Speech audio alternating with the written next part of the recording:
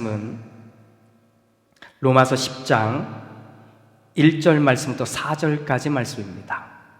로마서 10장 1절 말씀부터 4절까지 말씀을 우리 한 목소리로 같이 봉독하겠습니다.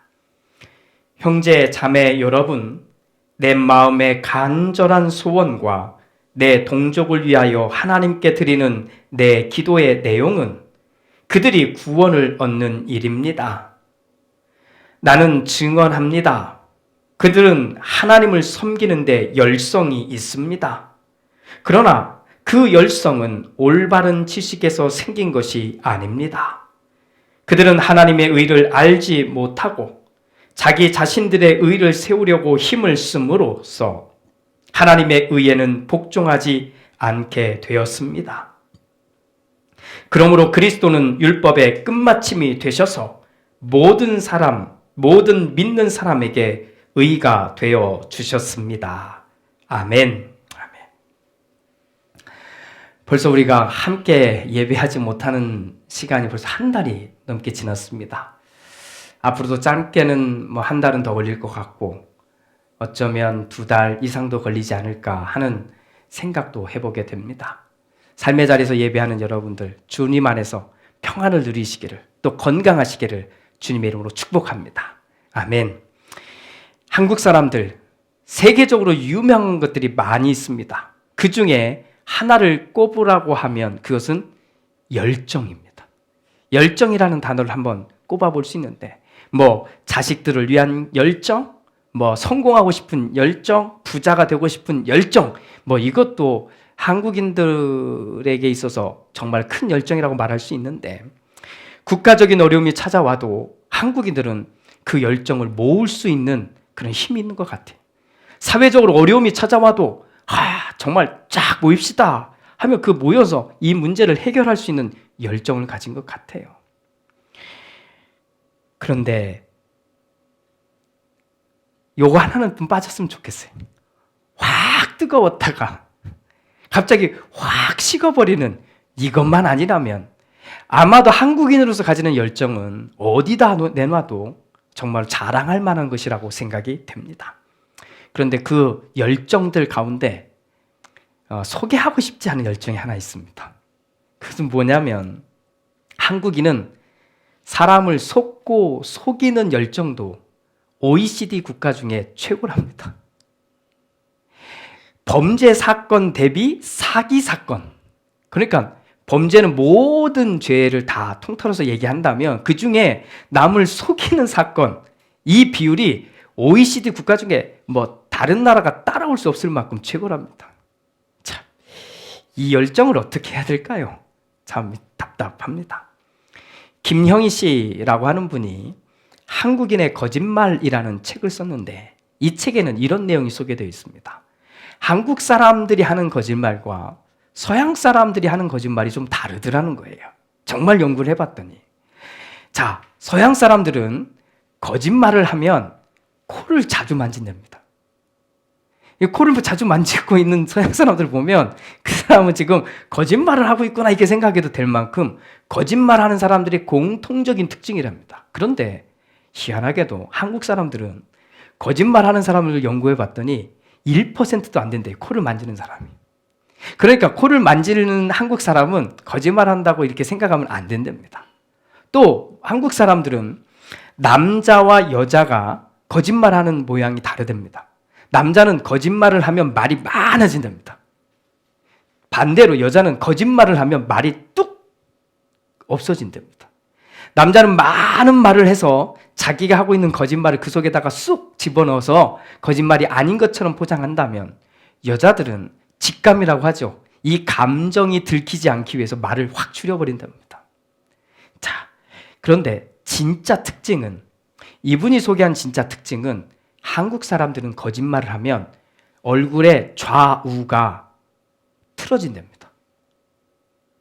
그러니까 안면 비대칭이라고 말하는데 이게 자꾸 틀어지는 이 모양을 갖게 된답니다. 독특하지 않습니까? 사람들은 보통 다 거짓말을 하며 산다고 합니다. 3살부터 평생 거짓말을 몇 번쯤 하느냐를 평균을 해보니까 28,000번 정도 한답니다. 저는 거짓말을 절대 안 해요 라고 말하는 거짓말을 우리는 많이 듣고 살지 않습니까? 그런데 이 책에서 저자가 정말 한국 사람들과 한국 사회에 하고 싶은 얘기는 다른 것이었습니다. 저자는 한국 사회 전체가 거짓말에 대해서 무감각하다고 말하고 있는 겁니다.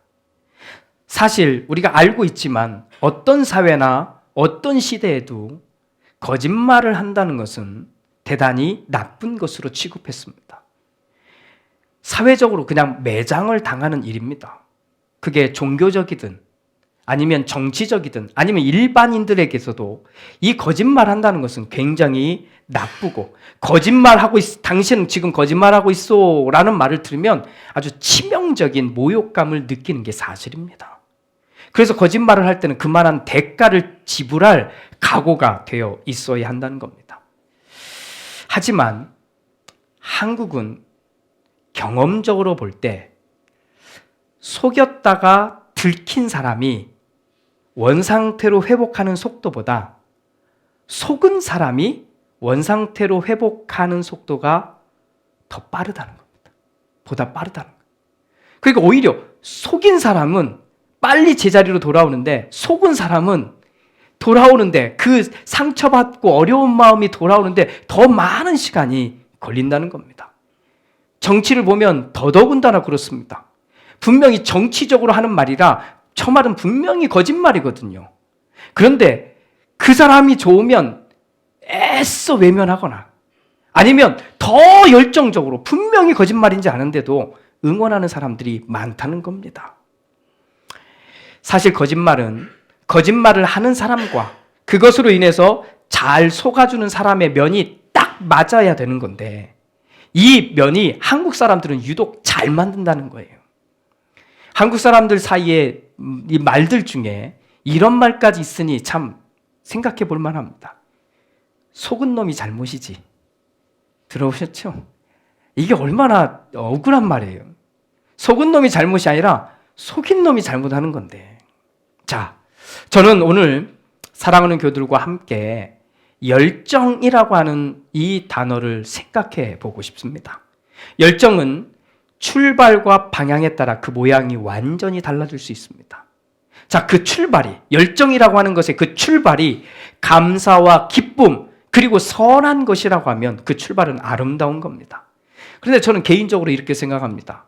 대부분의 사람들은 자기 자신을 스스로 속이는 사람을 빼놓고, 자기 자신까지 속이는 사람들은 어쩔 수 없지만 그런 사람을 빼놓고 일반적인 사람들은 대부분은 열정의 출발이 그렇게 나쁘지 않다고 저는 생각합니다. 잘 살고 싶어요. 행복하게 살고 싶어요. 부자로 살고 싶어요. 만족하며 편안하게 살고 싶어요. 뭐 이게 잘못된 거 아니잖아요. 이렇게 출발하는 것, 저는 대부분의 사람들이 이런 마음으로 출발할 텐데 이런 출발로 가진 열정은 나쁘다고 생각하지 않습니다. 신앙적인 면도 비슷합니다. 자, 교회를 다니는 분들, 또 교회에 가서 이것저것 하는 분들, 그 출발이 어떨 것 같습니까? 저는 그렇게 나쁘다고 생각하지 않습니다. 저는 예수 정말 잘 믿고 싶어요. 정말 하나님을 믿고 싶어요. 정말 예수 잘 믿고 행복하고 싶어요. 내가 예수 잘 믿으면 내 남편이, 내 자식들이 잘 될 거라고 저는 믿어요. 내가 열심히 기도하면 하나님께서, 또 열심히 봉사하면 하나님께서 보상해 줄 거라고 저는 믿습니다. 자, 이렇게 출발한 이 출발의 열정이 뭐 하나씩 정말 따져보면 모를까.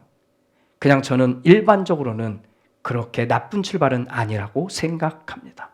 그러면 우리에게 남겨진 문제는 방향의 문제입니다. 방향의 문제. 이 열정이 어디로 가고 있느냐의 문제지요. 어디로 가고 있느냐. 오늘 바울 선생님이 쓴 편지는, 이 편지의 내용은 자기 민족을 사랑하고 있는 그 마음이 고스란히 담겨져 있습니다. 자, 유태인으로서 바울은 유태인들이, 이스라엘 사람들이 하나님의 온전하신 뜻을 온전히 다 담아내는 민족이 되기를 소망합니다. 그런데 안타깝게도 유태인들은 하나님을 향한 열정이라고 말하는 이 부분은 정말 대단한데 문제는 그 방향이 잘못되었다고 이야기를 하는 겁니다. 그 방향이 하나님을 향한 것이라고 말은 했는데 결국은 돌고 돌아 자기 자신에게로 돌아오는 겁니다. 또 그 열정의 참된 결과를 먼저 보여주신 분이 예수님인데 이 예수님을 도무지 인정하려 하지 않았다는 겁니다. 저는 그동안 몇 차례에 걸쳐서 메시지를 통해 함께 나눈 이야기가 이거였습니다. 우리는 멈춰야 합니다. 우리는 멈춰야 합니다. 그리고 제대로 가고 있는지, 정말 그 방향이 내가 가고자 하는 방향이 정말 맞는지 멈춰서서 봐야만 합니다. 그냥 열심히 달리는 것이 얼마나 위험한 일인지를 알아야 됩니다.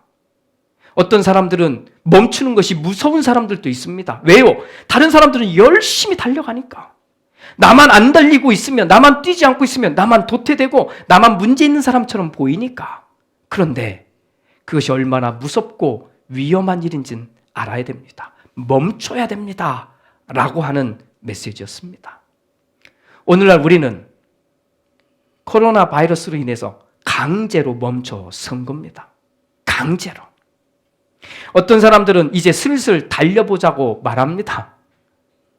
그런데 아직은 더 많은 사람들이 달리는 것은 좀 더 위험한데요 라고 말합니다. 자, 앞으로 어느 시점이 되면 우리는 달리게 될 겁니다. 또 그 시점이 되면 이전보다 더 정신없이 달려갈 겁니다. 그러나 이것 하나만큼은 우리 확실하게 그 이전에 달리기 전에 확실하게 세팅해 봅시다. 우리는 그동안 어디를 향해 달려갔을까요? 또 우리의 달려가는 모습은 어떠했을까요? 특히 교회 생활은 어떠했을까요? 한국 사람들은 아시죠? 죽도록 달리는 것이 미덕입니다. 그런데 교회도 똑같았습니다. 부부도 1번이 아니에요. 가족도 1번이 아니에요. 무조건 1번은 교회였습니다. 그런데 지금은 뭐라고 할지, 지금 이 상황에는 뭐라고 말해야 될지 궁금합니다. 그렇다고 가정을 위해서 교회를 가볍게 여기라는 말도 아닙니다. 부부의 관계를 위해서 교회 생활 좀 멀리 하라는 이야기도 아닙니다. 사회생활이 중요하니 교회 생활은 가끔 하라는 이야기로 들어서도 안 됩니다. 우리는 매주일 교회라는 공간 안에 모여서 사실은 우리의 생각과 삶과 열정을 멈추고 그리고 하나님을 향해 있는지를 보게 할 수 있는, 그렇게 볼 수 있는 기회를 얻었던 겁니다.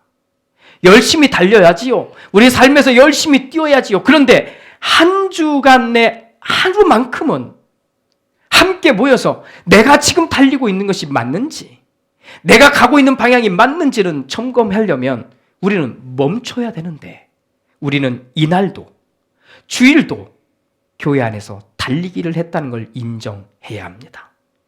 열정은 그것이 드러나는 방향에 따라 거룩하고 정말 멋진 하나님의 성품으로 드러나기도 하고, 반대로 정말로 극악한 사탄의 모습으로 드러나기도 한다는 것을 알아야 합니다. 그러니 여러분들이 가지고 있는 열정을 살펴보셔야 됩니다. 그래서 말씀을 드립니다. 열정은 교회에서 사용할 도구가 아니라 삶의 자리에서 사용해야 할 에너지인 겁니다. 열정은 하나님의 선물이어야 됩니다. 그래서 이 하나님의 선물, 이 열정을 삶의 자리에서 펼쳐놓고, 하나님이 주신 것이니 그 열정으로 인해서 우리는 감사해야 하는 겁니다. 교회는 여러분들이 내가 정말 열심히 달리는 것이 제대로 달리고 있는 건지, 방향이 정확하게 하나님을 향해 있는 건지를 확인하고 점검해보는 바로 그 자리여야 한다는 겁니다. 그 기준은 딱 하나밖에 없습니다. 우리에게 온전한 기준을 주신 건 성경 하나밖에 없다는 겁니다. 사랑하는 교회 여러분, 우리 로고스 교회는 시작할 때부터 교회에서 달리게 하는 것을 권하지 않았습니다. 교회에 와서 무엇인가를 습관적으로 하는 것은 유태인들이 걸어간 율법주의자들이 될 가능성이 높을 뿐만 아니라 한국 교회가 교회로서 존재하는 게 아니라 종교의 하나로서 그렇게 전락한 모습의 통로였다는 것을 알아야 합니다. 아무것도 하지 않는 것이 아니라 가장 중요한 것을 하자는 겁니다. 가장 중요한 것은 하나님의 말씀을 앞에 두고 하나님의 말씀을 듣고 그 말씀대로 살아보는 겁니다. 말씀을 읽고 묵상하면서 그대로 살아보는 겁니다. 말씀을 배우면 머리가 커지고 지식이 쌓이는 것이 아니라 그 말씀대로 살아보는 겁니다. 교회는 그리고 목회자들은 바로 이 일을 위해서 존재해야 되는 겁니다. 자, 프로그램이나 행사, 또 섬김이나 봉사가 사람을 바꾸지 못한다는 것은 우리가 이미 검증을 끝냈습니다. 단지 그렇게 했을 때 우리는 압니다. 자기 자신의 만족은 있다고. 아, 내가 이런 일도 했지, 내가 이렇게까지 했지 하는 자기 자신에게 만족은 있다는 건 알고 있습니다. 그런데 오늘 바울 선생님은 바로 안타까운 마음을 가지고 그 이야기를 하고 있는 겁니다. 유태인들은, 이스라엘은 하나님을 향한 열정, 종교적인 열정, 이 열정은 정말 대단한데 그 열정이 하나님에게로 가지 않고 자기들에게로 되돌려 오게 만들었다는 거죠. 그들은 자기의 의의를 드러내고 자기의 실력을 자랑하고 자기의 만족을 위해서 그 일을 하고 있다고 말하고 있는 겁니다. 자, 이단들의 모습이 그러지 않습니까? 처음에는 하나님을 향해서 가자고 얘기하는데 결국은 교주를 향해서 가게 만들지 않습니까? 처음에는 성경 얘기를 꺼내놓고 얘기하는데 결국은 가보니까 자기들의 교리나 자기들의 주장을 이야기하지 않습니까? 일반 교회들은 또 어떨까요? 많이 다르지 않습니다. 하나님 얘기하면서 결국은 자기 교회만 위해서 이야기를 하고 있고, 성경을 이야기하는 것 같은데 결국 그 성경 속에서 교단과 교리와 자기들의 주장과 자기들의 원리를 더 강조하고 있는 모습을 보지 않습니까? 우리는 이번 코로나 바이러스를 통해서 강제로 멈춰 섰습니다. 그러나 이 멈춰진 시간들을 통해 우리는 가장 중요한 것이 무엇인지를 생각해야 합니다. 그리고 확인해야 합니다. 그리고 그 확인했으면 그걸 가지고 천천히 걸어가는 게 아니에요. 열정적으로 살아가야 됩니다.